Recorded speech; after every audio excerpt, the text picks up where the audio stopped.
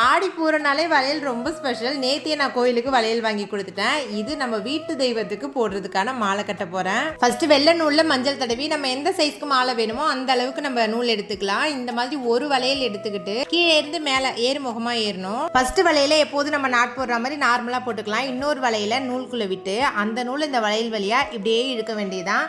இதுக்கு நாட்லாம் தேவை கிடையாது. அப்படியே பின்ற மாதிரி தான். பின்னி பார்த்தா இந்த மாதிரி நீட்டா வந்துடும். லாஸ்டா 2 பக்கமும் முடிச்சு போட்டுட்டு இப்படி இழுத்து விட்டோம்னா சூப்பரா மாலை மாதிரி வந்துடும். நான் 2 செட் வளையல் வாங்கியிருந்தேன். அதுக்கு இந்த அளவுக்கு தான் எனக்கு மாலை வந்துச்சு.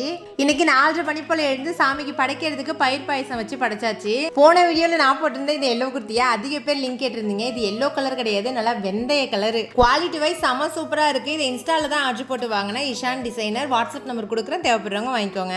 இந்த காய்கறி எல்லாம் கட் பண்றதுக்கு நானும் பிளாஸ்டிக்ல வச்சு பார்த்துட்டேன், வுட்ல வச்சு பார்த்துட்டேன். ஒன்னொன்னுலயும் ஒரு குறை. அது கணக்கு போன ஸ்டீல்லே வச்சுட்டேன். இதை வாஷ் பண்றதுக்கு ரொம்ப ஈஸியா இருக்கும், நம்ம வச்சு யூஸ் பண்றதுக்கும் ரொம்ப ஈஸியா இருக்கு.